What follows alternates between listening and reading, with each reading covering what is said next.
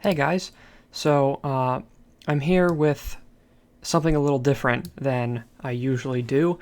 Tier list videos are very popular these days on YouTube, and making Fire Emblem tier lists is kind of a fun pastime of mine. I think it's good, very fun to discuss the viability of units, the power of units within games, within archetypes, and specifically today I'm going to be focusing on the latter part of that with archetypes. So today we're going to be ranking all of the fighters and warriors in the Fire Emblem series, all the way from Shadow Dragon to Three Houses. So we have Board, Chord. Okay, so first I need to talk about the fact that Board, Chord, and Barst are both here twice.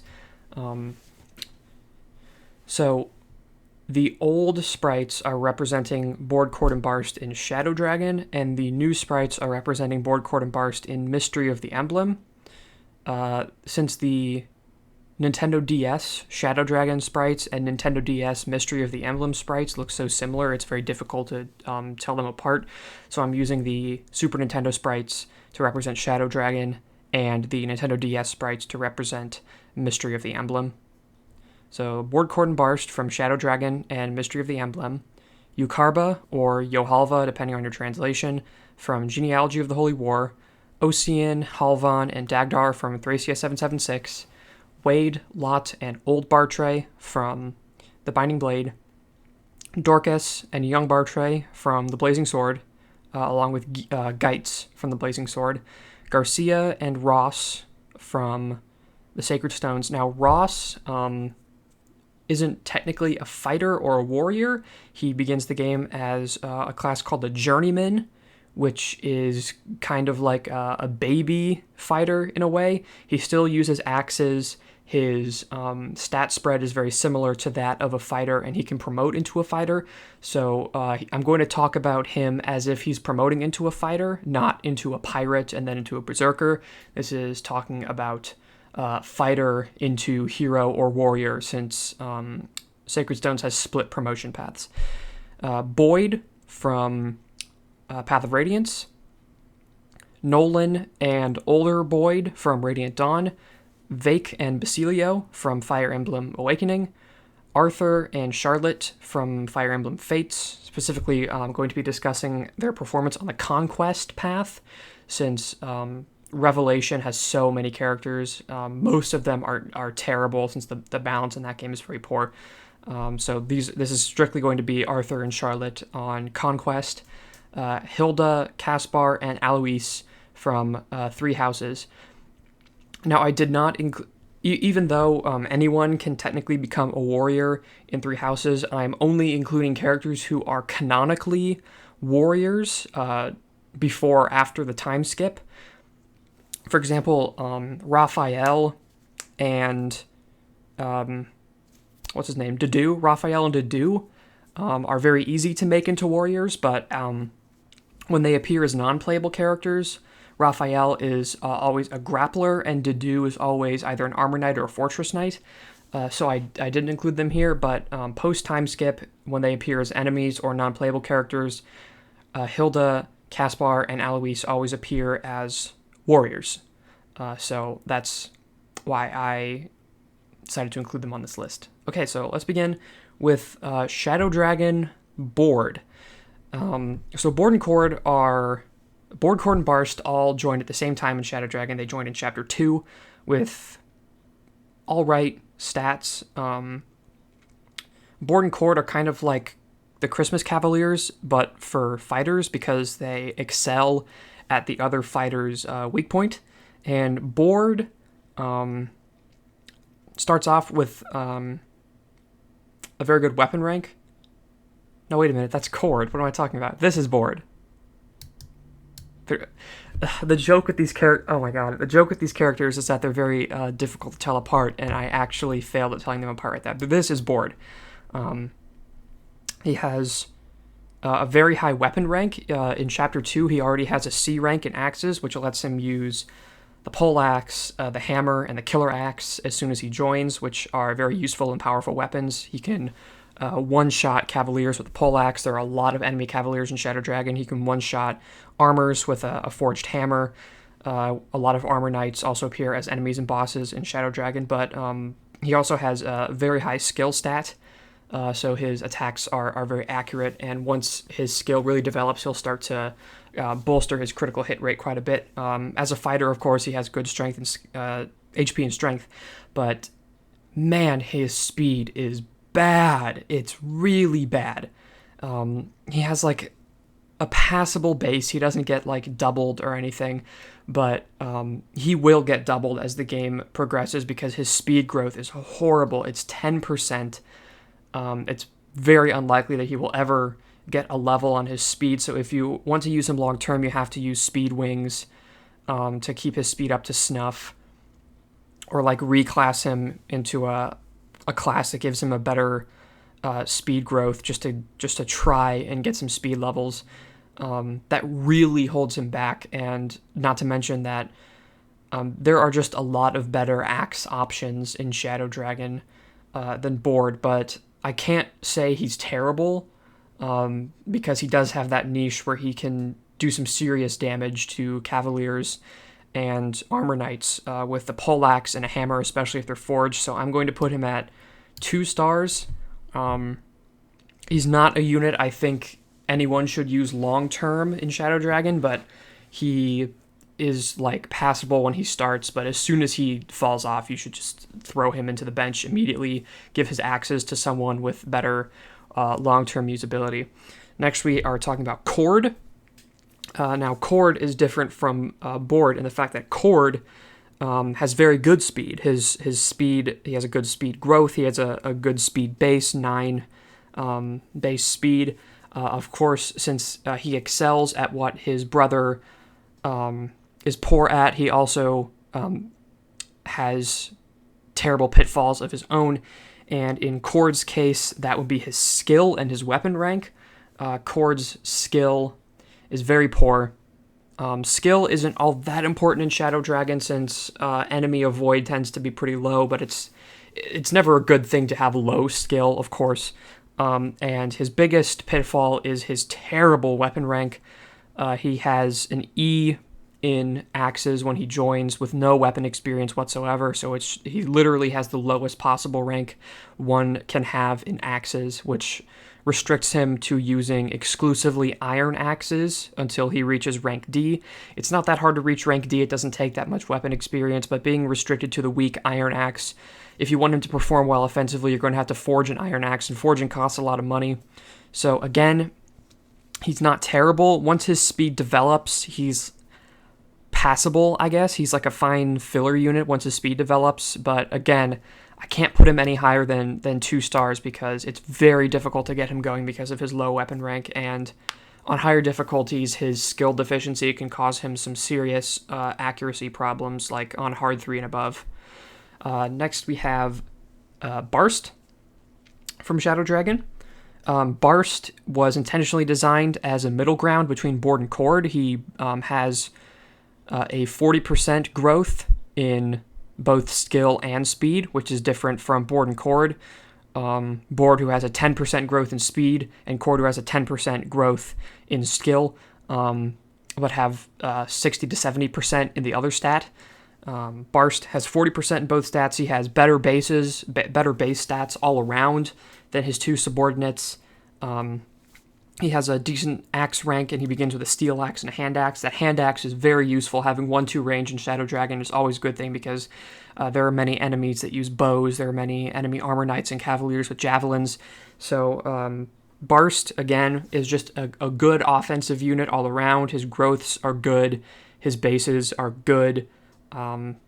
He's not like a killing machine like Sheeta or Marcus or Cain or Abel or something, but he's a good unit, and I must say about all of the fighters in Shadow Dragon is that the moment they promote, you should immediately reclass them to hero. Warrior is not a very good class in Shadow Dragon, to be honest. There are a couple chapters where you might want to be a warrior because they have access to bows. Chapter I believe it's chapter 22, which is called Clash in Macedon. There are many, many, many Draco Knights in that chapter, which having a bow is good, especially a forged bow if you can one-shot them. But otherwise, the speed and skill, the massive speed and skill buff you get from being a hero is excellent, and they don't lose their axe rank from going to hero, since heroes can use both swords and axes. Overall, I'm going to put Shadow Dragon Barst as a 3-star. He's good. He's a good filler unit. If you just need a guy who's good at fighting, he's not really that good at anything else, but he's good at fighting. He's a solid mid-tier unit, I would say, so he goes into 3 stars. Now next we have the same units again, but in Mystery of the Emblem. So board is pretty much exactly the same as he was in... I'm going to kind of move him around again, because this is board and this is cord. Board is basically the exact same unit as he was in Shadow Dragon. His speed has been buffed from 10% to 30%, his growth, rather. He has the same high weapon rank as he did before, with a C, allowing him to use pole axes and just general higher power axes. Overall, though, axes are not as dominant in Mystery of the Emblem as they are in Shadow Dragon, due to enemy weapon diversity being much higher. There are many more enemies that use axes and swords, for example. Not nearly as the extreme dominance of lances as it was in Shadow Dragon. He's basically the same. So his growths were buffed overall, but that goes for everyone in Mystery of the Emblem. He's pretty much the same unit, so I'm going to put him in 2 stars. The same goes for Cord. Same horrible axe rank. Almost exactly the same as Shadow Dragon, with slightly buffed growths in all areas. 2 stars. And Barst. Now, Barst is actually much better in Mystery of the Emblem than he was in Shadow Dragon. All of his growths were significantly buffed. For example, his strength and skill growths were both buffed from 40 to 70%. He has excellent bases for his joining time in Chapter 5. He almost has the same stats as Sirius, who is a pre-promoted paladin and one of the best units in the game. His skill and speed are slightly lower than Sirius's, so he doesn't double quite as often. But still a very, very strong unit to start with, and excellent growths all around, 50 to 70% in almost every area aside from defense and resistance. So I'm going to put him in 4 stars this time. Again, he isn't really good at anything but fighting, but he's really good at fighting. So I think that warrants a 4-star, not really a 5-star. I think 5-star is devoted to units who have a very special, fantastic niche that they can fulfill. We'll see a couple 5-star units on this list later on.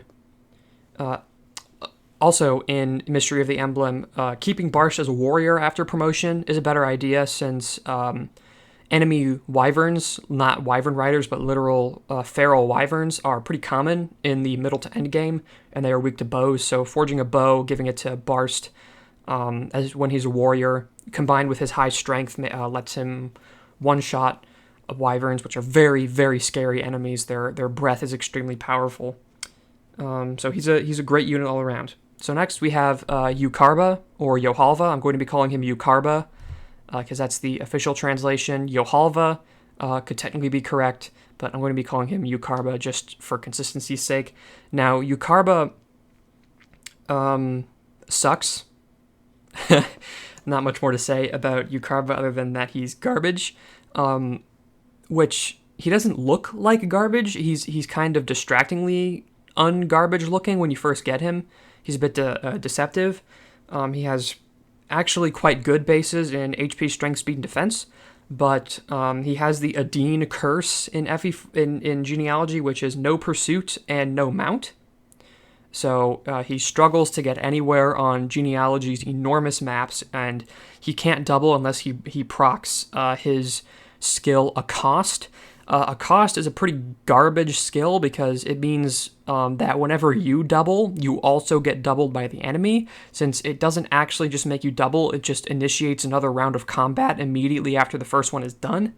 And since Yukarba's speed is very low, it's not even that frequent that he's going to proc Accost in the first place. Funny because his base speed stat is 16, which is actually quite good for Chapter 6. But axes in genealogy are total garbage and also weigh 16 points. Every single axe, except for the brave axe, weighs 16 points of weight, which means that Yukarba will effectively have an attack speed of 0 at base.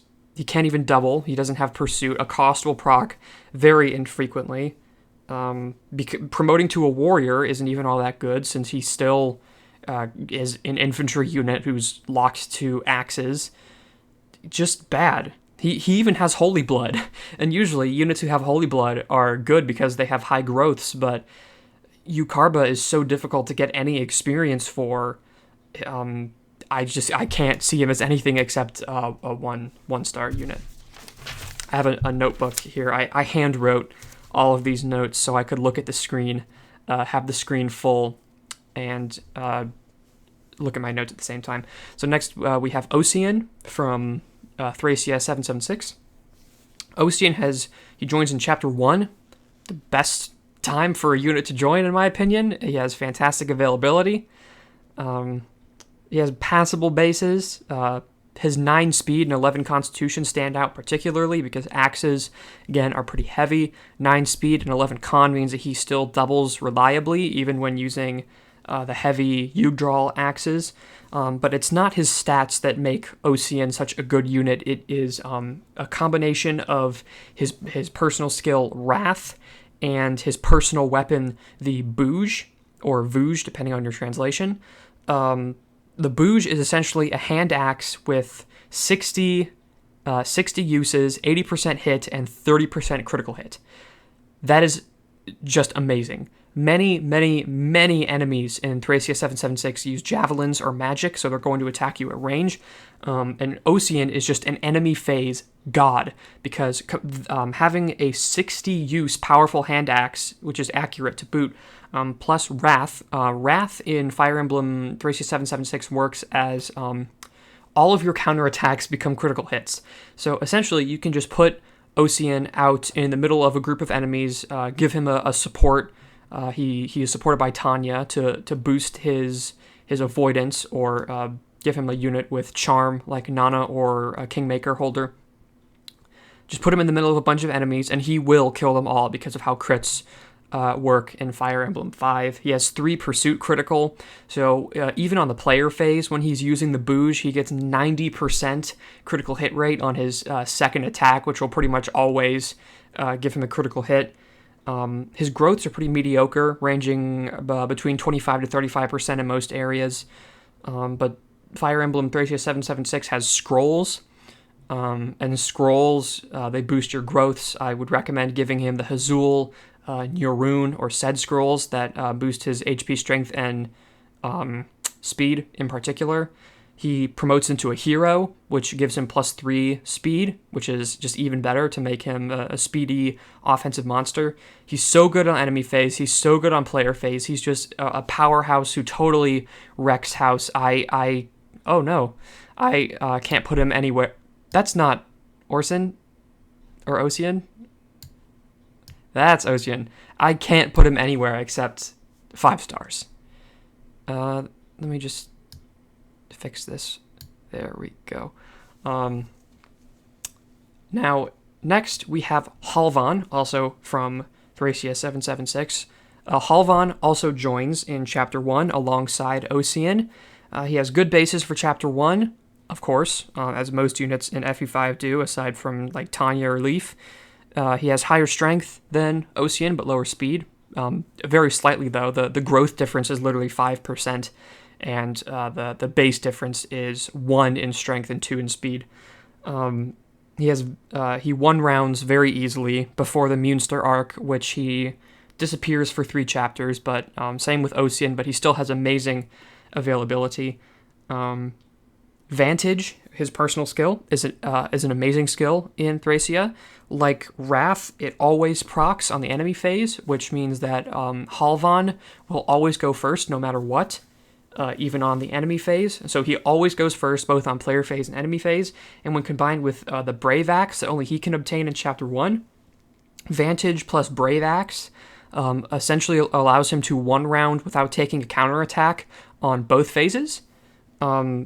Sadly, he doesn't have the same insane long range potential as Ocean does. His speed can struggle a little bit because his base is not quite as good.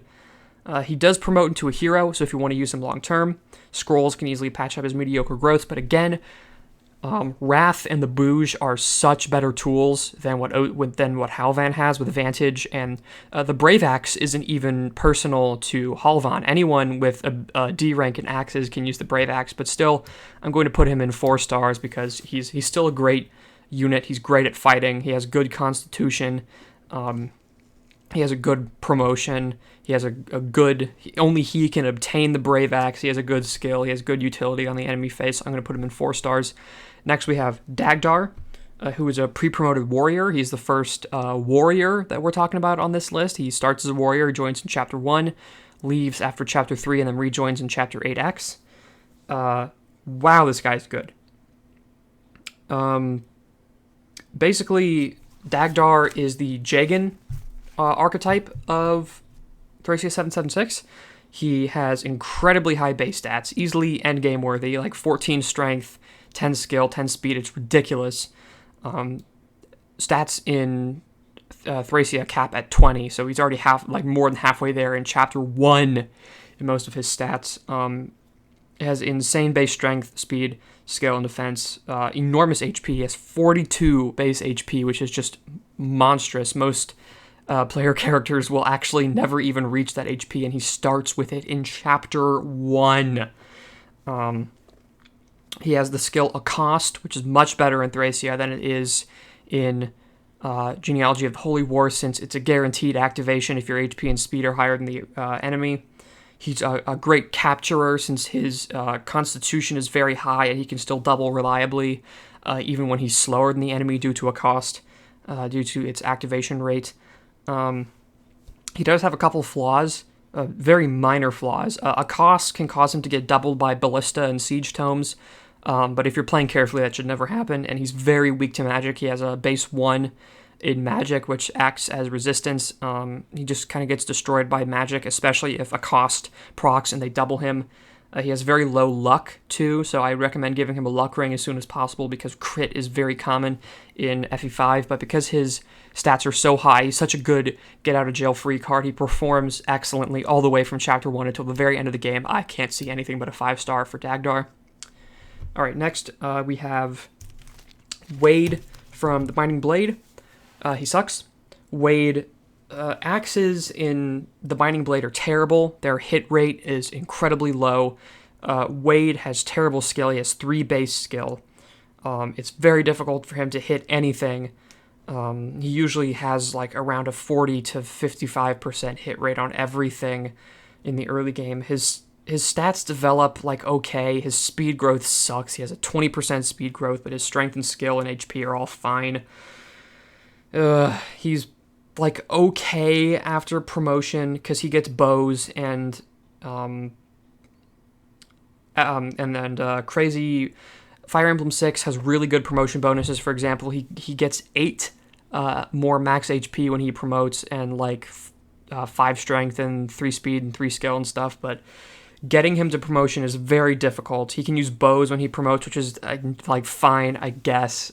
We can use against Binding Blade's scary, like late game flying enemies. Still, it's an exercise in frustration to get him there. Plus, you have to use the very rare Hero Crest to promote him. That early game Hero Crest should go to Rutger. It should not go to anyone else. It should go to Rutger. 1 star. We have Lot from Binding Blade. He's pretty similar to Wade. His hit is better, but still not very good. Mediocre bases in every area. It's like 6 in everything, 6 or 7. Terrible weapon type. like all of his growths are 30%, 30 or 40%, which is really, really bad. I think he actually has the lowest cumulative growths of any unpromoted unit in Binding Blade. So that's cool, I guess. Once again, he's like fine after promotion, but again, you gotta use the Hero's Crest. I don't see it. There's really no reason to use Lot at all after the chapters where you're forced to use him. So chapters 2 through 5, 1 star. And now we have Old Bartray from Fire Emblem 6. He joins about midway through the game during the Western Isles arc. His base strength is insane. He has 22 base strength. I believe that's the highest in the entire game, and he joins a little less than halfway through the game. His skill and speed are like passable for that point. He has 11 skill and 10 speed. That's like fine. He comes with a Brave Axe. He doesn't double like intrinsically very often since axes are freaking heavy and his speed isn't too good. But he has the Brave Axe when he starts off, so he can double with that if you need him to double. He can use the Steel Bow at base to take care of scary flyers. Sorry.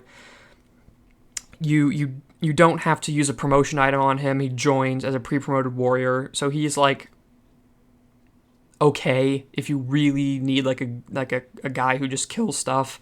He can one-shot enemies like when he's using like a silver axe or something.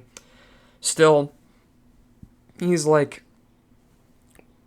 passable filler unit, not anything I would use long-term really. There are people who meme with him and give him the Armads and everything. He does have good survivability though. His HP and defense are actually quite good. So he's like good, but not great. I don't see a long-term use for him, so I'm going to put him in like 3 stars. You have to give up Echidna to get Bartray. I shouldn't hold that against him because I'm just talking about Bartray, but I would rather get Echidna than Bartray, honestly. Next we have Dorcas, or Dorcas. I don't know exactly how you're going to pronounce it. From the Blazing Blade.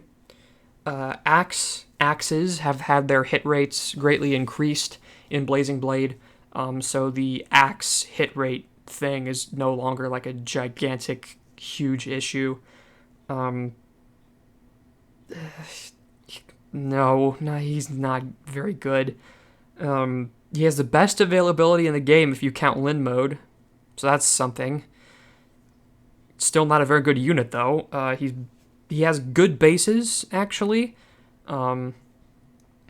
Like 7 strength, 7 skill, 6 speed is pretty good, especially in Lin mode. If you get him extra EXP in Lin mode, he's actually like fine, but if you're doing just like jumping into the main game straight away on like Eliwood Hard or Hector Hard, he performs well in the early game, but he starts to struggle once you hit the mid game and late game. Warrior has really bad promo bonuses. He doesn't gain any speed, and he only gets 1 strength from promoting. Promotion bonuses were majorly nerfed from the Binding Blade. He's slow. He has bad promo bonuses. He has bloated strength and HP, but he's pretty crap at everything else. But for his early game utility alone, and FE7 has, on Hector Hard mode especially, has a really, really difficult early game. I'm going to put him in 2 stars because he's like, he can wall a little bit because his base HP is really high. He can inflict some like good chip damage with a hand axe. So he's in the early game, I give him 2 stars. Next we have Bartray, the young Bartray from the Blazing Blade. Bad. He literally cannot double anything at base. Like, Dorcas can at least double... Dorcas can double anything with an attack speed of 2 or lower. And that means, like, Cavaliers using heavy weapons and Armor Knights and soldiers and stuff. Bartray cannot double. He has a base speed of 3, and you need 4 more attack speed than your opponent to double. He has 3 base speed. He cannot double until he levels speed at least once. And then he can only double things with 0 attack speed, which are, like, soldiers and Armor Knights using steel lances. He's very, very difficult to train due to this. It's very difficult to get him any experience or any kills. He's like chipping with a hand axe and that's it. He gets like no EXP, especially due to hard mode, harsh EXP cuts. No. Just no. He gets doubled by sword users like in chapter 2 or 3. He has no utility after promotion since bows are pathetic in FE7, and there are like no enemy flyers that are dangerous in FE7. No. 1 star. Okay, Geitz, a pre-promoted warrior in FE7. He has great base stats, amazing base stats, 19 strength and 14 speed. Absolutely, that's just primo. 14 base speed. If you have 14 attack speed, that allows you to double every single unpromoted enemy in FE7, which is basically a 1 round when you have 19 strength and a B rank in both your weapons. So he's just fantastic at fighting. He can use the Brave Bow at base. Grinding up the bow rank of the other warriors is just pathetic. It takes so long, and bows are, like, low rank bows are really, really weak in FE7. But Geitz has a B ranked bow, so you can use Brave Bow, Steel Bow, Killer Bow right off the bat to do some pretty good range damage, especially with the Brave Bow, because that's a guaranteed double. Axes are actually pretty good in FE7 because their hit rate was fixed. He can use a tomahawk, he can use hand axe for 1-2 range, he can use steel axes and iron axes and silver axes and brave axes at base. Super good. Super duper good. And his growths are actually really good. Like, most pre-promotes, like in the earlier games, have really bad growths. Like Dagdar has pitiful growths, but he doesn't really have to grow. Neither does Geitz, but he has good growth rates. In fact, they're almost identical to Bartre's, so he actually has a really, really good work cut out for him in the long run. He can work very well the moment he joins and for the rest of the game. He doesn't have the insane utility or carry potential that Ocean and Dagdar do, but he's definitely a 4-star unit because his combat is insanely good. One tough thing about him is that his constitution is very high, so he's a bit hard to carry around with cavaliers and flyers, especially female ones, since they have a slightly lower aid stat. But other than that, really good unit. And now we have Ross. And again, I said before, Ross is technically not a fighter. He's a journeyman, but I'm going to be considering him as if he's promoting into fighter. He's not very good. He's not very good. His bases are pathetic. He's like a trainee unit, so the point of him is that he like starts off as total garbage, and he has like a lot of room to grow because he's a trainee. He has 10 extra levels on everyone else since he automatically promotes it when he hits level 10 in his journeyman class. You promote him into either a fighter or a pirate. He's better as a pirate, but in this list, I'm going to have to rank him as a fighter. Ross is just he starts off really bad. Like, he starts in the same chapter as Garcia, who we're going to be ranking next, and Garcia's stats are quite literally like double to triple in every single area what Ross's stats are. He's stupid slow. He gets destroyed and like one-rounded by any decently strong enemies. He deals very little damage. He gets weighed down by like 6 or 7 points by iron axes because he has like 5 or 6 constitution. He has his hatchet, which has very high accuracy and grants a ton of weapon experience, but like, you should honestly just give that to Garcia. His growths are actually not even that good. Like, his strength and skill and defense are like lower than Garcia's growth rates, and his speed is just terrible. 1 star, really bad unit. If you give him all that babysitting, you like gum enemies down to 1 HP and have him kill them and take like 4,000 turns to complete a chapter to get him level ups. I guess he is passable, but man, his speed is so bad, and promoting to fighter doesn't give him any speed when promoting to a pirate does. It just buffs his strength and skill. which he already has enough of because he has like a 50% strength and skill growth. It's just not a good unit. I do not recommend using the time to raise Ross. Just use Garcia. Come on. And speaking of Garcia, good bases.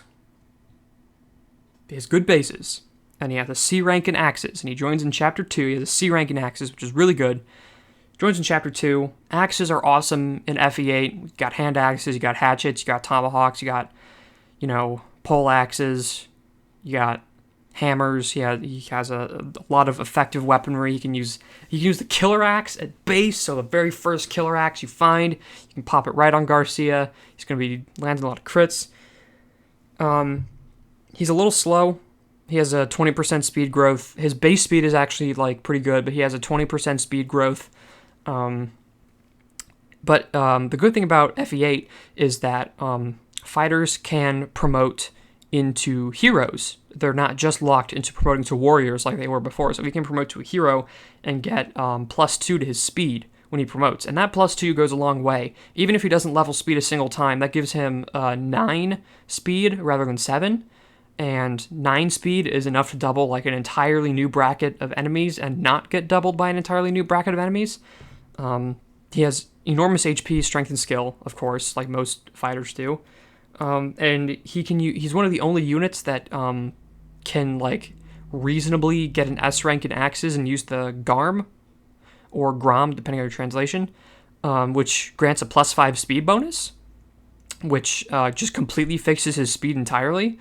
And you can Hammer'n the Garm in case it runs out, because the Hammer'n staff, not much else you can use it on. You would even want to use it on except Warp or the Siegmund or something. So he does have flaws. He is slow. He doesn't double consistently. He can get his strength so high to the point where he one-shots with a silver axe or something. I'm going to put him in 3 stars, and once again, I'm going to fix my dimensions. Just pull this down a little bit. Is that not working? Okay, there we go. He can one-shot with a silver axe or a crit from a killer axe, or he can use a brave axe or something to patch up his speed, but his speed is a genuine flaw, so I'm going to put him in 3 stars. I think he performs at about the same level as Shadow Dragon Barst and Bartroy, where he's a really good combat filler unit with some genuine flaws. Next we have Boyd from Path of Radiance. He's one of the only freaking guys here who doubles consistently, because enemies are really slow in Path of Radiance, and Boyd is pretty fast. His speed is actually quite good. He doubles consistently. He's one of the only axe users in Path of Radiance to begin with, and axes are really good in Path of Radiance, because he can use hand axes and short axes and tomahawks and all that. You've heard this before. He has a fire affinity, so all of his supports will boost his own attack rating without having to mix and match his supports and find a good attack boost support, which is just awesome. More attack for Boyd is good. He doubles and kills. He has awesome offensive growths, 60% strength, or 65 rather, 50% skill, 50% speed. Just a really, really good fighter all around. He's just a good combat unit. He has excellent long-term capability. He's one of the... in the early game of Path of Radiance, you have very few units. It's Ike, Oscar, Titania, Boyd, and Soren for kind of a long time, until Chapter 8, which is a long time. So that gives him a lot of time to gain experience and bonus experience and really develop his good growth rates. So I'm going to put him in 4 stars. He gains access to bows when he promotes, but bows are garbage in Path of Radiance. He should just be sticking with axes. And again, I can't put him in 5 stars, even though he performs really well, due to his... he doesn't have good utility, or he isn't a complete combat god like Ocean, but still, he's good. Really good. You should use him. I doubt there's anyone who doesn't use Boyd in Path of Radiance, though, because he's immediately a good character. Now we have Nolan from Radiant Dawn. He's an indispensable crutch for the Dawn Brigade early on. He's the only member of the Dawn Brigade with anything that resembles durability, with his 30 HP and like 11 defense. His growths in skill and speed are actually really high at 70% and 60% respectively. So he actually is another one of the only fighters on this list that consistently doubles because of his very, very high speed and skill. He's very accurate too, which accuracy is a major problem in Radiant Dawn due to enemy biorhythms affecting their avoid and accuracy greatly. He also, at the start of Part 3, gets a personal axe called the Tarvos, which grants him +4 defense, which is just awesome. It makes him even bulkier than he already is. So he's fast and bulky. His strength is actually a little on the low side. He has a 40% strength growth and like 12 base, so it won't develop super high, but he's fast enough to double, and with a legendary axe like a Tarvos, which has, I think, 16 might, if he doubles the Tarvos, he's probably going to get the kill. He has the personal skill Nihil, which, like, it negates enemy skills. It's not that useful until you get to like Part 4 and you have him fight a boss that has like Ire or Corona or Flare or something.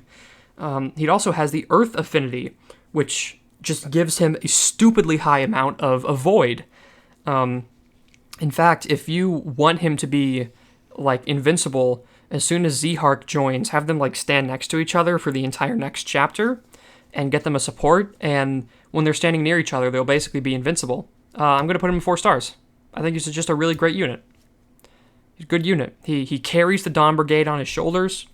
He fights well. He's bulky. He has a skill that's useful in the end game.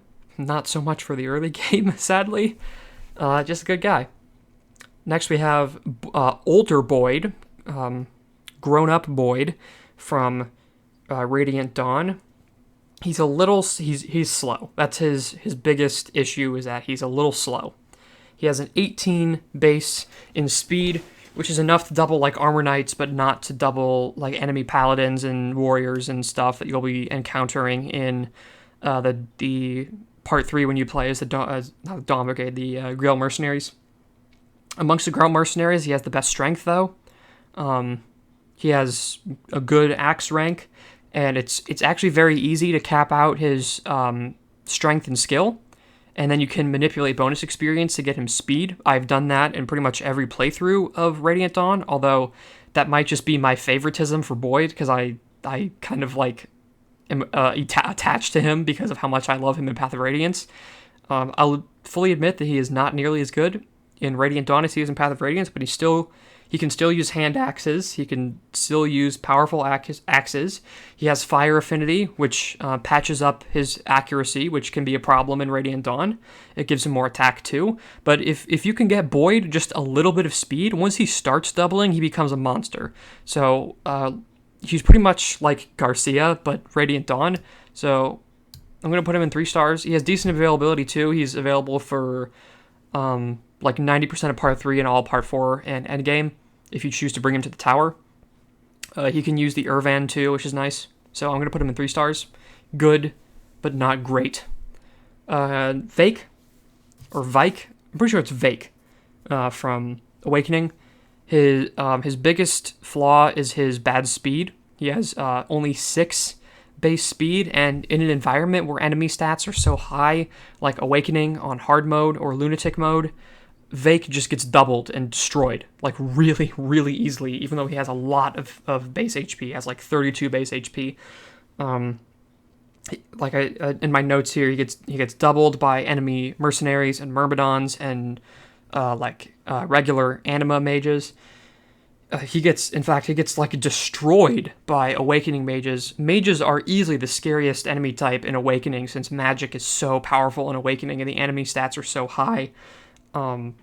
Man, he is hard to get going, especially in Awakening's crushingly difficult early game.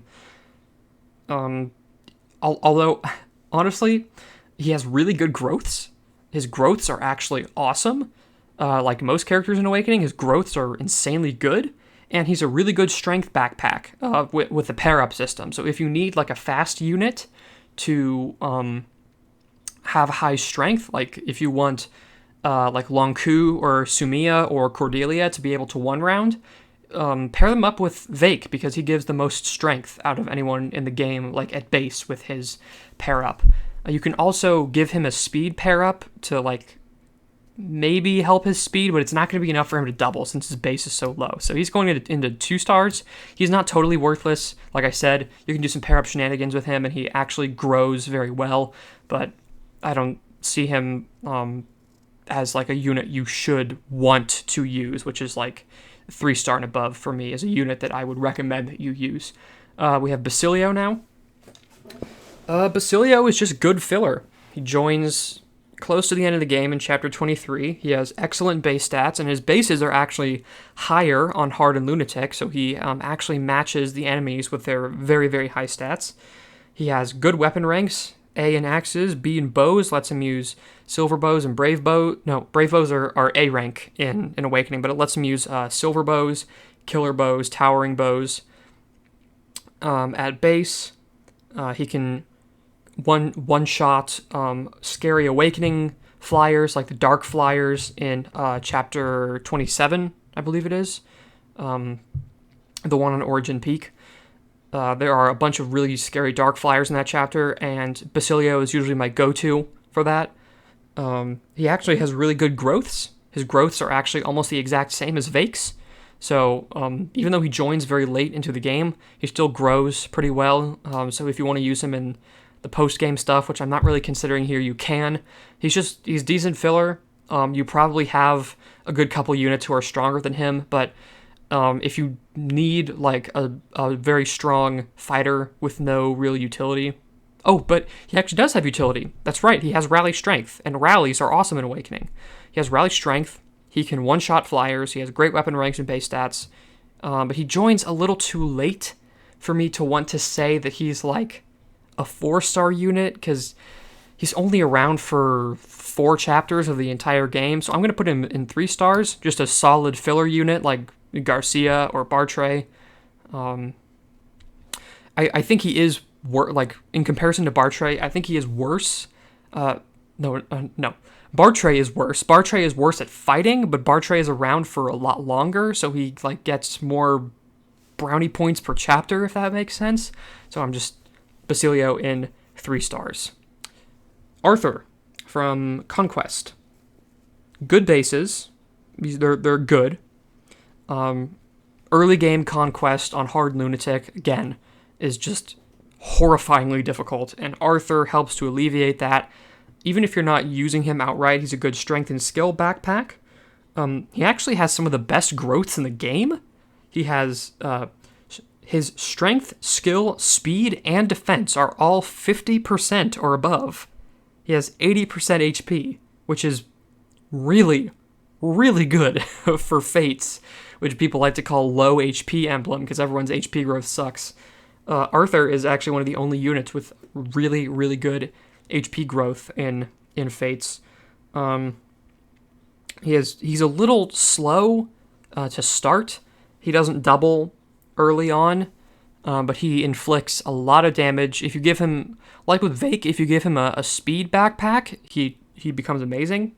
And when he promotes, he becomes like the best class in Fates, the Berserker. He can become a hero, but you shouldn't make him a hero. You should make him a Berserker.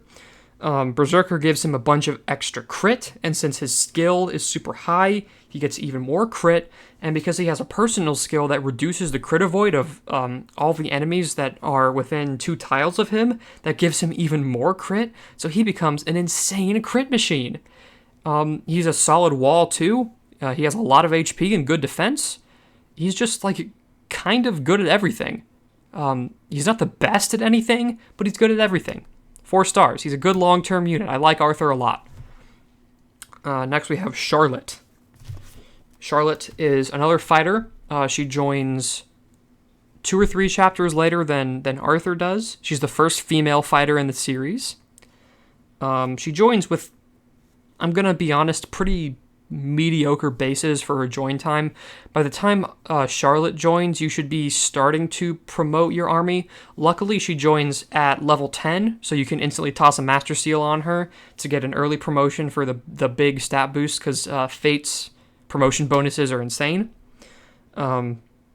She's the absolute, pardon me, she's the absolute best pair-up bot in Fates for a physical attack unit because she grants a boatload of strength and speed. She grows pretty well. Her growths are one-sided in strength and speed. She has like 70% strength, 65% speed, so she doubles a lot more consistently than Arthur does, and if she doubles, she's gonna kill. One thing I can say, though, is that in the chapter where she joins with the Gamble skill, which reduces her hit rate, and Charlotte's skill stat is already pretty bad, honestly, and the Gamble skill makes her hit rate even lower. So I would actually recommend taking off Gamble until her skill develops, or you toss like a secret book or skill tonics on her. She's also made of tissue paper. Her defenses are terrible despite her high HP, and her personal skill is very situational. The only female enemies you're going to be fighting in Conquest are Falcon Knights and Maids. Maids are very rare because they're a Norian enemy, and Falcon Knights don't really appear that often either. But again, if she's fighting a female enemy, she's going to kill them because she gets a bunch of extra damage and critical hit rate. So I'm going to put her in 3 stars. She's not as good as Arthur in my opinion, but she's a great backpack for like Xander or the Avatar if they're not developing their speed and strength. She has good growths. She's an offensive powerhouse, but she dies really easily. So 3 stars. I think she's worth using if you want like a good axe user, but there are definitely better options than her to use as like an offensive unit in Conquest, especially when the competition of axe users is so high because you have really good units like Baruka and Camilla, or like a reclassed Avatar into a Berserker or something. Next, we have Hilda, the second female fighter in the series. Decent bases, but boy, she has a hard time in the early game because axes are way too heavy for early game units. I think she has an attack speed of like 1 or 2 at base, so she can't double. She gets doubled early on. She has consistent accuracy issues due to her subpar dexterity. Once she develops, though, she's actually very similar to Charlotte. Once she begins to develop, she hits hard, she hits fast. If she lands both of her attacks, she's gonna one round. She is a serious offensive unit with a lot of strength and a lot of speed. She also has a hidden talent in armor, and she can dip into armor. Tutor her a couple times in armor, she'll unlock seal speed and weight -3. You should get her weight -3. Anyone who uses axes in 3 houses should get weight -3 because axes are so heavy. Once she gets weight -3, she essentially gains 3 speed. She starts doubling a lot more. She becomes a really good unit. It requires a little bit of work. It's maybe 1 or 2 weeks of tutoring, though, to get her that armor specialty. You can also have her clean the monastery for group goals to get her that extra armor experience. She has good charm, although she has a weakness in authority that hurts her overall performance a little bit because high-level battalions boost your combat stats quite a lot, and Hilda, it's very tough to get her to higher levels of authority without serious authority like babying for her. She's not going to be able to use like Knights of Saros or anything. She's going to be stuck with like Saros Mercenaries or Saros Brawlers or something for a good portion of the game, which give only very marginal combat boosts. I'm going to put her in 3 stars. This is also not considering her as a Wyvern Rider. If I were talking about Hilda as a Wyvern Rider, I would put her in 4 stars or maybe even 5 stars because Wyvern Riders are so good in 3 houses. But this is considering Hilda going Fighter, Brigand, Warrior, which she's decent at. She's a decent unit. She's fast. She hits hard. She does have accuracy issues, which is a problem, and her not being able to use good battalions kind of weighs her down in kind of an invisible sense. But she also gets a personal weapon. I completely didn't even talk about her personal weapon, the Freikugel. She gets a very powerful personal weapon that hits even harder, even though it has pretty low accuracy. So Hilda's good. Hilda's good. She's 3 stars. I recommend that you use her. She's not the best unit in 3 houses. Far from it. I think people actually are really hyperbolic when they talk about how good Hilda is, but she's good. Next we have Caspar. He's probably the worst student in 3 houses. No, I take that back. I think like Ash is probably worse than Caspar, but he's down there. He has the worst bases in the entire game. He has the worst combined bases. He has the worst like individual situation bases. 6 base speed is so bad for him. He gets doubled by every single enemy in the game until he levels speed. Again, he uses axes, which weigh him down, but he also has... I don't actually recommend putting him mostly in axes. I recommend specializing him in gauntlets, because gauntlets are so much better than axes in the early game, because he just gets destroyed. Later on, when his speed develops, he has a decent speed growth rate, and his strength helps offset the weight of axes. Once his strength and speed develops, like Hilda, he performs better. He doesn't perform as well as Hilda, ever. He has more accuracy, but he's slower and weaker. He has both lower strength and speed than Hilda. He has Battalion Wrath, which is a great skill, but that requires him to get to C in authority. Never going to happen, because his authority growth is horrible. He has bad charm, so giving him battalions is a really terrible idea. He has he has some good combat arts, though. I forgot to talk about Hilda, in that Hilda has no standout combat arts. They're pretty generic. Apocalyptic Flame is like her standout, but that's only because of her personal weapon, the Freikugel. But Caspar gets Bombard, which is a guaranteed double attack with extra might and critical hit. Very useful indeed. But his gauntlet arts are good, but pretty much every gauntlet art is good. Yeah, he can become very self-reliant with healing focus because he has a lot of HP. But man, his axe arts are bad. Wild Abandon and Exhaustive Strike are just really bad, and he's really difficult to train. He only is really good at gauntlets, and there are better gauntlet users than him, like Raphael or Felix or Byleth, or like anyone. I can't, I mean, like, he's not worthless. There are no worthless units in 3 houses. But in my opinion, he's a 2-star unit. He's tough to train, and even when you train him, he doesn't perform at the same level as many other units that require less investment than he does. And finally, we have Alois. Alois is a pre-promote, one of the only pre-promotes. He's a member of the Church of Sero, so he's a pre-promoted warrior. He requires no investment to start with really high base stats in HP, strength, and defense. His dexterity and speed are rather subpar. He doesn't get doubled a lot, but he also doesn't double very frequently, especially when he's using axes. He has really good combat arts, though.